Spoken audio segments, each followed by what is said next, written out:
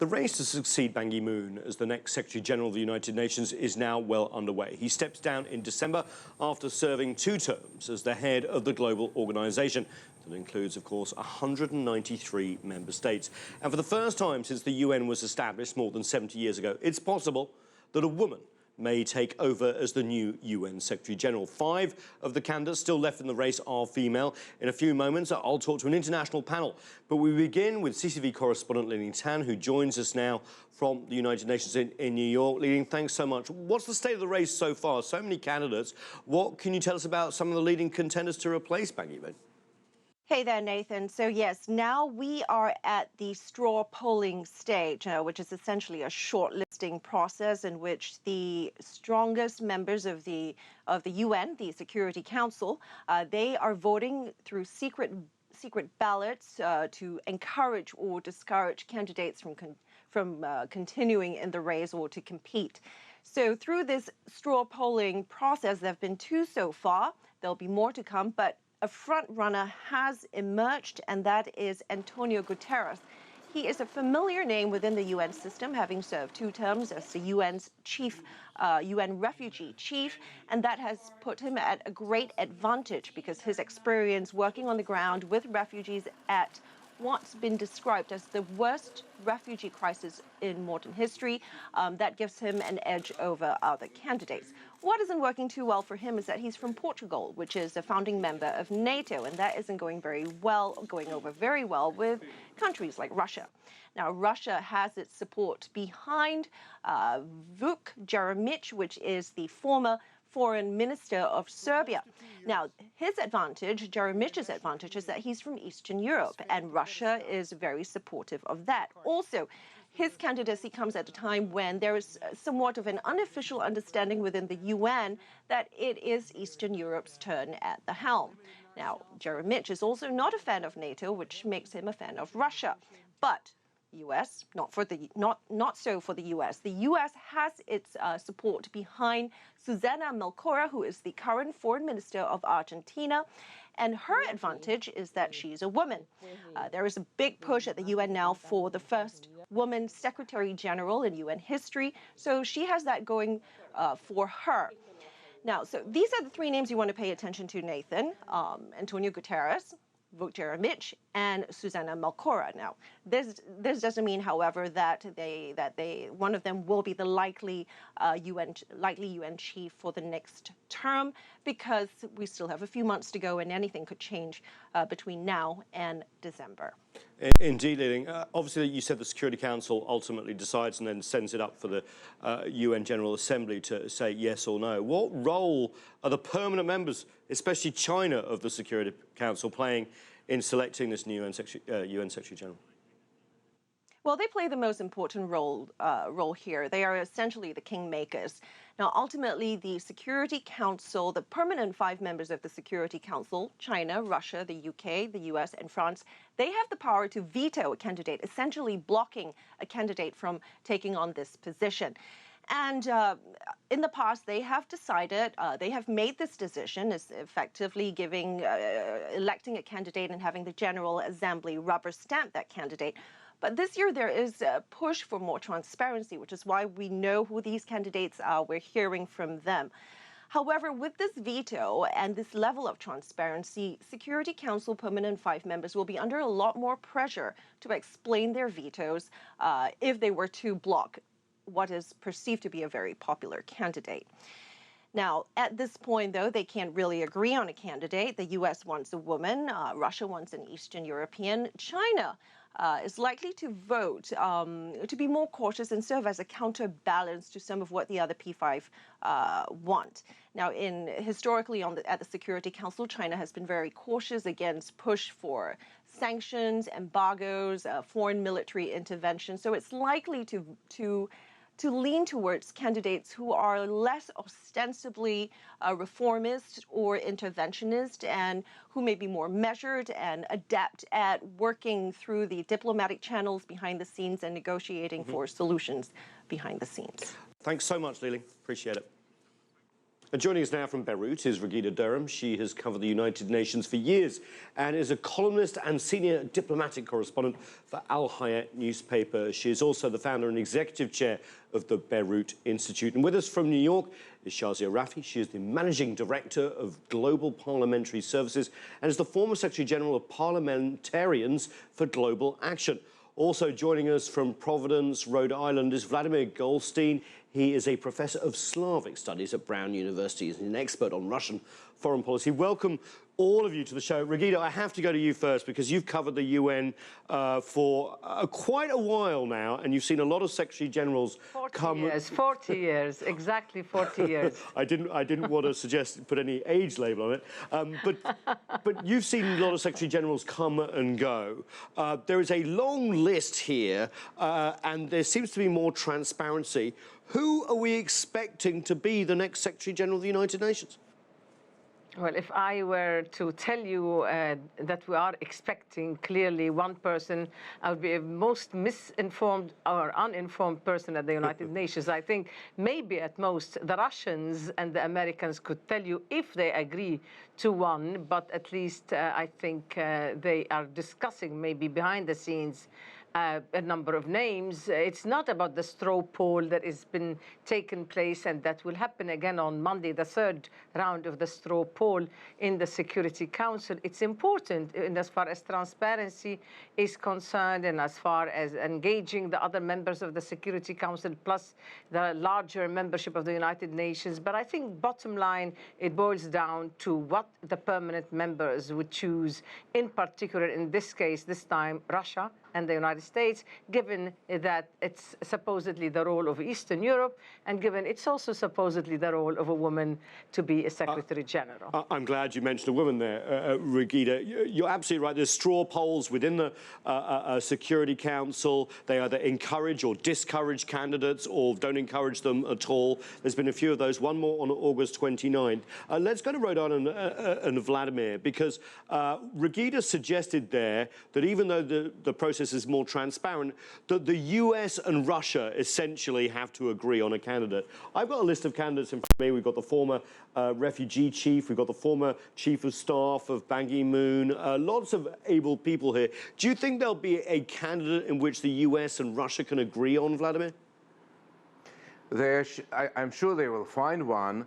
But I wouldn't dismiss, for example, Chinese concerns. China is also a permanent member of Security Council, and I think they have to sort of, settle on a candidate which fits them as well.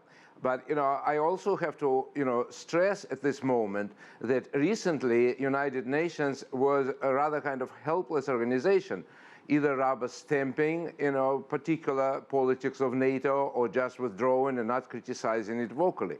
So I think, both Russia and China should insist on such candidate, which would be, kind of accommodating and understanding American position, but also somebody who will try to bring a backbone back to United Nations, well, and, to bring the authority of this organization back to the forefront. This is fundamental importance, and every member has to take it seriously. It's interesting you say that, Vladimir, because one of the names on the list is the former ambassador of Serbia, who was also president of the General Assembly, Vuk Jeremic. Raghida knows Mr. Jeremic very well. He is the Russians' sort of one of the preferred candidate. But he's against Kosovo independence, as you know. He's had some critical things to say about NATO. Could the US agree on that person? It seems that all the candidates here may have a problem with one or other of the permanent 5 members of the Security Council, and so therefore we might even see a new name. I think on the surface of it, he seems like a very good candidate for Russians. Both him and also the Bulgarian candidate, lady Bokova, Irina Bokova. They both, I think, were educated in Russia originally, and they know Russian language, and they definitely understand and can convey a Russian position. How accommodating will be United States to them, it's not clear. But also it's important to stress that, the person who will be chosen have to have real kind of, dignitas, kind of real kind of power and strength. And that's, I think, is the fundamental important. Not so much, say, Slavic person or Eastern European person, but somebody who will bring this organization back to the level where its opinions will be taken seriously and listened to. Right. You're bringing the case of Serbia. It's a very important case because in 1999, when NATO decided to bomb, Serbia because of their concerns over Kosovo, United Nations Security Council didn't support it. That's right. It was bypassed. That's a different point. I just want to go on to Shazia because I want her to weigh in here too.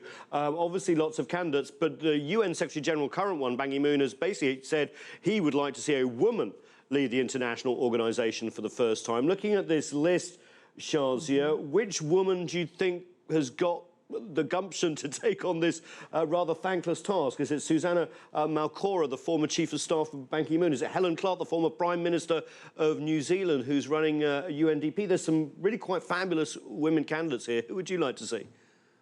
Well, I think the key here is that for the first time, we actually have women who have credible experience, who've been running all the various agencies of the UN system, and have also been running governments who have put themselves forward in an open, transparent process. And so for the first time, you actually cannot say that there isn't a qualified woman or, which woman can do it. All of them can really do it, particularly those who are heading UN agencies. They bring to the table major experience. So this time around, I think the Council has an incredibly interesting choice because while they can square away regional concerns, they can also square away gender concerns. And the UN itself does not have a very good gender record. I mean, this is 20 years on from the Beijing meeting where the UN promised to get parity, and we are now still at less than a quarter of senior positions, less than 5%, 3% of peacekeepers. Shazia, I just want to follow up. Who's your favourite candidate? Because I also forgot to mention, of course, Cristina Figueres, who led up the big push for a global climate change agreement as well. Very, very talented woman from Costa Rica.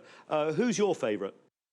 Well, I have been working with a campaign called Woman SG to get the credible women through their own national nomination processes. So any of the below, sort of any of the above? Well, not just any of the above. I think the ones who have been, even though these straw polls may or may not give you an indication of how the P5 will go, the final candidate also has to get a total of 9 votes of the Council, which means that the elected members' views do count.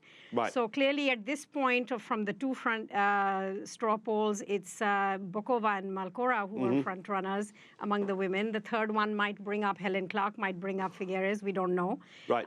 So I think the process will hone itself, but the key here is that there is a correction to the UN's own record that needs to be there. Also, the issues that these women have been working on are the issues for which the UN was created and which is the agenda of the next 15, 20 years of the UN, which are the Sustainable Development Goals. And in that is everything. In that is not only environment, in that is development, in that is human security, in that is building peaceful, inclusive societies. So these women bring that to the table. I actually don't want the UN to go back to the system of where only, sort of mopping up crises or putting out fires is its role. Interesting point. Raghida, I haven't asked you which women you think might succeed. I know that you spend a lot of your time outside the Security Council reading the tea leaves on these sort of things. Who do you think of the women listed has got a chance? Well, listen, I would, of course, I would like to see a woman heading this organization. And several of those women are friends of mine, personal friends, as are many of the candidates who are male candidates. It's very hard for me to come out and say this is the person I would like to see as a Secretary General, because quite honestly, they're all quite qualified. I would have, maybe some of them have more flaws than the others, but I think there are a number of people who are very well qualified. So I don't want to make this a gender issue only. We need qualifications for leading this organization. And so therefore, if it's the same qualifications between a man and a woman, of course I'd rather have a woman. But there are different, if you want, reservations about the different women because of their own background, of their performances, sometimes because of the personality. I'll give you one example. Susanna Malcorra is a very fine and a very qualified candidate. But the impression is, right or wrong, and I'm just going to put the impression, is that she will be a continuation of what the current Secretary-General Ban Ki-moon has brought to the United Nations. She was his chief of staff, yes. Don't want that. Yeah. Exactly. And so, you know, I mean, that is something that people will look at. I mean, the governments will look at, but also people will look at it. I mean, if the priority is to have someone from Eastern Europe, when maybe then either Vuč, but Vuč, he may have reservations, as you correctly pointed out, from NATO members. However, you would have maybe Danilo Turk. Danilo Turk has a very the good former Slovenian background, president, yes. Exactly, and he worked at the United Nations. He was an ambassador to the UN. I remember when Slovenia became a country, when he first arrived at the United Nations. He's a very able man. Now, if it's outside of the Eastern European bloc, you would have Antonio Guterres, who's being mentioned and who's been in the lead together with Danilo Turk more than once. Now, I'll bring somebody up that probably people don't think that he is in the lead, but he was in the first straw poll. His name came up, and that's Serijan Karim. He is someone, and I don't even know, he like Vuč together. They have mixed parents, Muslim and Christians. His father, I believe, is a Muslim, so that's an addition of, you know, the first time there would be a Muslim Secretary-General, a Muslim who is moderate, which is a great statement against the extremists amongst Muslims and others. So all these considerations that are playing in the process. Raghida, thanks so much for that rundown of the runners and riders. Very good analysis there. Can I just bring in Vladimir just before we go to break? Why does it have to be an Eastern European again? Well, I think it's like a traditional rotation, you know. Basically, they turn the globus and they move, and you know, now is a person from, say, Asia, now is a person from Western Europe, now is a person from Eastern Europe. It doesn't have to, but it's basically, it's kind of a gentleman's agreement. That's what they do. But I would, you know, stress, you know, and I would like to go back to the history of UN, which was originally planned, you know, to prevent wars. It was supposed to be some kind of a body which overlooks conflicts and which will be respected by all, you know, parts, all different leaders, and will make decisions. Well, while there was a certain parity between, say, Soviet Union, Eastern Bloc, and NATO, you know, United Nations try to maintain this peace. With the collapse of the Soviet Union, basically United Nations was pushed to the side and began to obey the dictate of you know, United States. And now they can say that we are concerned with issues and other issues, but you know what is important to stress to the audience, that these issues will become irrelevant if there is like some major nuclear confrontation. So I think this is, you know, we have to solve that one first. And if the United States will continue to push Russia, then, you know, this is a serious issue for I understand the UN, China as well. The UN does not work in a vacuum and is a hostage to great power politics. And we'll talk more about where the new Secretary-General and whether they have to be a Secretary or General or both after the break.